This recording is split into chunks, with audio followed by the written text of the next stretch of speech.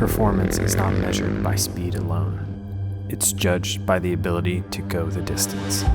Motul engine, the high performance, high protection, high durability, sustainable engine oil is making its Dakar Rally debut.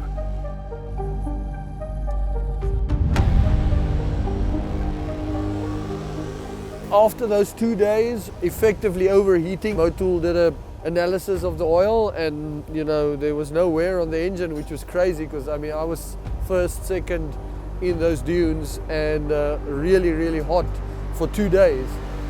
Every day we bring the samples from the oil to the lab, and till now it's been great.